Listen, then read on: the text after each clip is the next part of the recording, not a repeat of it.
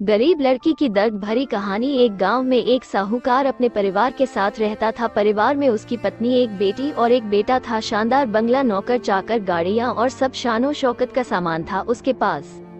गरीब लोगों को बहुत ज्यादा सूद यानी ब्याज पर कर्जा देना उसका धंधा था। अक्सर लोग तंगी के दिनों में या किसी त्योहार या ब्याह शादी के मौके पर उस साहूकार से कर्जा ले लेते थे। जब फसल अच्छी होती तो थोड़ा थोड़ा करके उतारने लगते, लेकिन जिस वर्ष सूखा पड़ता तो कर्ज तो छोड़ो, गांव वाले सूद तक नहीं दे पाते थे। इसी का फायदा उठा वो साहूकार उनकी जमीनों पर कब्जा कर लेता, कब्जा कर उन्हें बेच देता और खूब पैसे कमाता। गरीब लड़की की दर्द, इस धंधे में उसका बेटा भी उसकी मदद करता। दोनों बाप बेटा हर समय किसी ना किसी गरीब की जमीन हड़पने की योजना ही बनाते रहते। एक दिन शहर से एक व्यापारी आया और साहूकार से गांव में जमीन खरीदने की इच्छा बताई। साहूकार की खुशी का ठिकाना ना रहा। घर बैठे बिठाए जमीनों का ग्राहक मिल गया। साहूकार ने उस व्यापारी को बहुत सी जमीनें दिखाई जो उसने कर्जे के बदले गांव वालों से हथिया ली थी, लेकिन उस व्यापारी को कोई भी जमीन पसंद न आई। गांव में घूमते हुए व्यापारी को एक जमीन का टुकड़ा पसंद आया। उसने साहूकार से उस जमीन के बारे में पूछा तो साहूकार सोच में डूब गया। असल में वो जमीन तो एक बिन माँ बाप की लड़की की थी जो वहाँ पर रहती थी। उस लड़की के माँ बाप ने साहूकार से 20,000 रुपए कर्ज लिया था, मगर उसे चुकाने से पहले ही उनकी मृत्यु हो गई। बेसहारा लड़की की हालत देख गांव की पंचायत ने साहूकार से उस जमीन पर कब्जा न करने को कहा। भला पंचायत की बात कैसे टाल सकता था साहूकार, मगर दिल में हमेशा ही उस जमीन पर कब्जा करने की बात सोचता रहता था। आज व्यापारी की इच्छा सुन उसका लालच बाहर आ गया था और उसने जमीन पर कब्जे का मन बना लिया। कर्जे के सारे कागज ले वो उस लड़की के घर पहुंचा और कर्जा वापस करने की बात कही। जब लड़की ने अपनी दुर्दशा बताते हुए और समय मांगा तो साहूकार ने कब्जा करने की धमकी दी। कब्जे की धमकी सुन वो लड़की पंचायत के मुखिया के पास गई और उसकी जमीन को बचाने की दुहाई लगाई। सारे गांव में ये बात आग की तरह फैल गई कि साहूकार उस बेसहारा लड़की की जमीन पर कब्जा करने वाला है। ये बात उड़ते उड़ते साहूकार की बेटी के कान में पड़ी।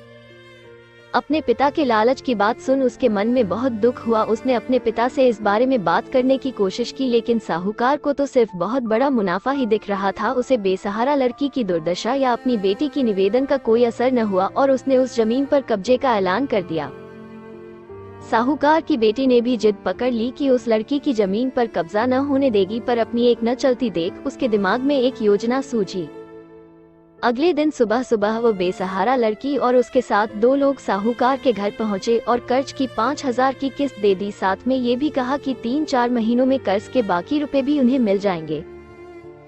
गरीब लड़की की रुपया देने के बाद रसीद ले सब चले गए। चूंकि अब किस्त मिल गई थी इसलिए पंचायत ने भी कब्जा नहीं करने दिया। साहूकार बहुत परेशान था कि आखिर उस लड़की के पास इतना सारा रुपया कहाँ से आया। कल तक तो वह दाने दाने को तरसती थी और आज 5,000 रुपया दे गई। कुछ भी ना समझ आने पर उसने गांव वालों से भी पूछताछ की, लेकिन कोई भी रुपयों के बारे में नहीं जानता था। कुछ दिनों बाद वो लड़की फिर 2 गांव वालों के साथ आई और कर्ज की बाकी रकम चुकाकर रसीद और कर्ज के सारे कागज ले लिए। साहूकार परेशान हो गया कि आखिर इस लड़की के पास इतना धन आया कहां से। इस तरह कुछ दिन और बीत गए। एक दिन साहूकार को खबर मिली कि उस बेसहारा लड़की ने अपनी जमीन बेच दी है। कुछ कर तो सकता नहीं था। गरीब लड़की की दर्द भरी लेकिन उत्सुकतावश जाकर देखा तो चौंक गया। जमीन पर एक बोर्ड लगा था। उस बोर्ड पर जमीन के मालिक का नाम देख साहूकार की मानो सांसें रुक गई हो। मालिक के नाम के आगे लिखा था उसकी अपनी बेटी और उस लड़की का नाम। वो दौड़ा हुआ घर गया और बेटी से पूछा कि यह क्या तमाशा है। तब उसकी बेटी ने उसे बताया कि उस गरीब लड़की की मदद के लिए